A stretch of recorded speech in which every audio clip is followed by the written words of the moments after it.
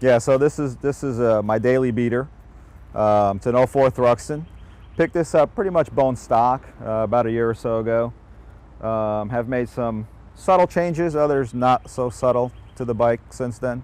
It's an ongoing process, right? I mean, you're constantly thinking of ways to improve the ride. So some of the subtle or not so subtle changes you can see. These things stock come with two big gauges up in front. Those were removed and replaced with one of our Acewell gauges. It's an all-in-one unit, fully digital, very accurate.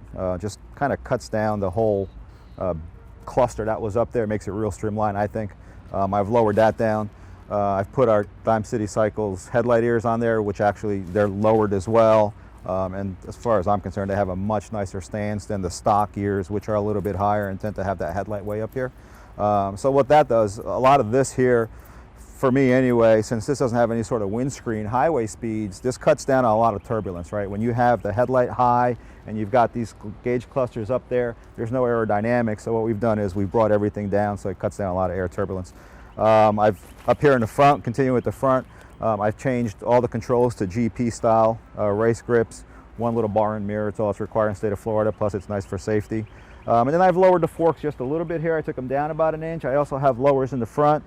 These are progressive springs, which make a hell of a difference for suspension up front. There's also a steering stabilizer, which helps a lot with these bikes. They're a little loose from the factory. The stabilizer helps quite a bit. It is a 7-way adjustable, which gives us, you know, some flexibility there depending on the ride. Then you can see we put some Dime City small turn signals, took out the big UFO lights that they had. Just, it's all about streamlining. So I love to, to see bikes that are minimalist, minimal stuff and still look fantastic, and that's kind of what we did here. So moving towards the back of the bike, the only other changes that you'll see here, so the headers are stock. The pipes are from British Customs. They're a good partner of ours, and they make some fantastic performance enhancing parts for these bikes. It sounds fantastic. It increases horsepower.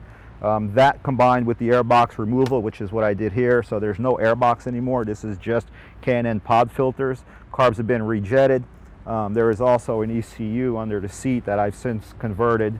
It's got a USB dongle built into this ECU. Factory didn't have that. What that means now is I can plug a computer in, and any changes I make to the carburation or the exhaust, I can actually see based off of that ECU and fine tune it in. It's almost like putting the bike on a dyno. It's fantastic. So that's a change there. And since we're talking about under the seat, this is one of the biggest not so subtle changes you can see. This is it's a Cafe Racer seat that we develop here at Dime City Cycles. It's a complete factory bolt-on. And the idea with this seat, what we did is we didn't want to take away the flexibility of the rider giving rides or having a two-up situation. So what we've done is we've created the seat so that it is just like the factory, where all it requires is the two rear bolts to be removed.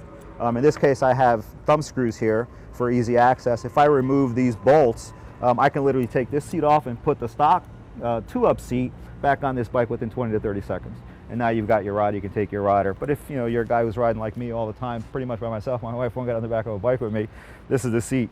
The nice thing about this seat too, unlike most other seats, is we built a glove box into it. So here, I have some sunglasses, I've got some tools in here. It's quite a bit of room back there, which is very nice. You can actually, if you're a concealed carry guy, you can put a 9mm in there, it fits just nicely.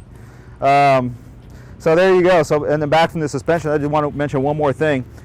These Progressive suspensions are matched to the front springs that I had in there. So Progressive developed these for the Harley-Davidson XR 1200s. They've since sent us a couple of these to do some R&D with on the Triumphs, and this is the outcome. It's called a 970 piggyback, and it's a gas-charged shock. It is a night and day difference from the stock suspension on these motorcycles. This bike can keep up with the best of them on any turn that you give it because of the suspension that we have in here now. So yeah, it's a great little thing. So other than that, the only other thing I've done is we have our own rear sets as well. I've since changed those out. They're just a little stylier. They don't have the factory cuts. They look a little more custom. I don't know. For me too, I think it's a nicer shift. They're indexable. So depending on the rider, if you pull these out, there's holes in this little device here, and they're spaced about 1/4 inch apart. And so you can actually have this gear shift move up or down depending on your style of riding because of the indexable set. So just another little feature that we did there.